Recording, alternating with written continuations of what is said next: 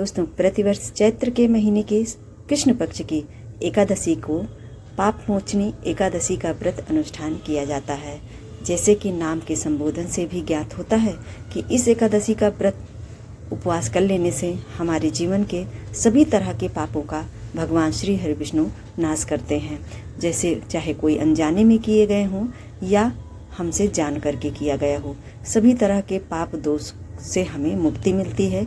इसीलिए इस एकादशी का नाम पाप मोचनी एकादशी के रूप में जाना जाता है। प्रतिवर्ष ये एकादशी चैत्र के महीने की कृष्ण पक्ष की एकादशी तिथि पर किया जाता है। साल 2026 में इस एकादशी का व्रत अनुष्ठान 15 मार्च को किया जाएगा। यदि एकादशी तिथि की शुरुआत की बात की जाए तो 14 मार्च की सुबह में 8:10 पर एकादशी तिथि प्रारंभ हो रही है, जो कि 15 मार्च की सुबह में 9:16 पर समाप्त हो जा रही है।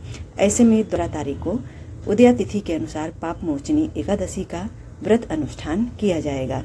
एकादशी का व्रत रखने वाले सभी भक्तों को एकादशी व्रत के नियमों का पालन जरूर से करना चाहिए। 10वीं से ही नियम में होना चाहिए।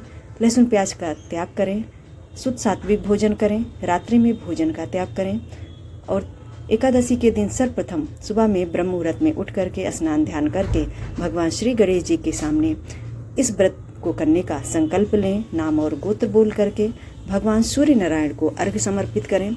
उसके बाद भगवान श्री हरि विष्णु माता लक्ष्मी का चौकी लगा करके पीले वस्त्र का आसन दे करके पीले फूल, पीली मिठाई और पीले फल आदि भक्ति भाव से समर्पित करके धूप दीप तुलसी से भगवान का पूजन करें। इस व्रत की जो कथा है उसे पढ़ें और सुनें।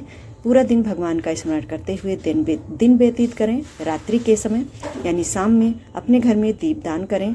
उसके बाद पूरी रात्रि के लिए एक अखंड दीप जला करके रख दें और दूसरे दिन यानी द्वादशी में फिर से स्नान ध्यान करके ब्राह्मण के निमित्त एक थाली सूखा अनाज दान के रूप में निकालें या भोजन कराएं। किसी ब्राह्मण को दक्षिणा देना न भूलें। इस तरह से 10वीं और एकादशी और द्वादशी 3 दिन का नियम इस व्रत में किया जाता है। द्वादशी को भी जो भी भोजन आप पारण के लिए बना रहे हों या ब्राह्मण के निमित्त बना रहे हैं उसमें लहसुन प्याज बिल्कुल भी न डालें।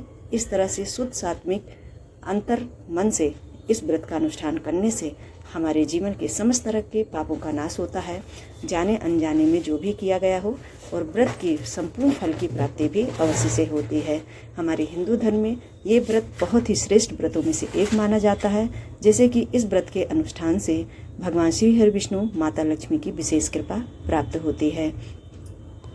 इस व्रत में भगवान श्री हरि विष्णु के चतुर्भुज स्वरूप का पूजन किया जाता है और व्रत की कथा जरूर से पढ़ें, क्योंकि कथा पढ़ने के माध्यम से ही हमें ज्ञात होता है कि इस व्रत का अनुष्ठान हम क्यों कर रहे हैं, किस लिए कर रहे हैं और इस व्रत को करने से हमें किस फल की प्राप्ति होती है।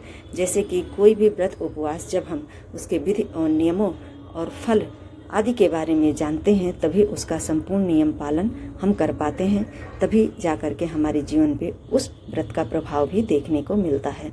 इस तरह से समस्त तरह के पापों का नाश करने के लिए साल 2026 में 15 मार्च को पाप मोचनी एकादशी का व्रत अनुष्ठान किया जाएगा। आज के वीडियो में बस इतना ही। मुझे उम्मीद है दोस्तों आप सभी को हमारा ये वीडियो पसंद आया होगा।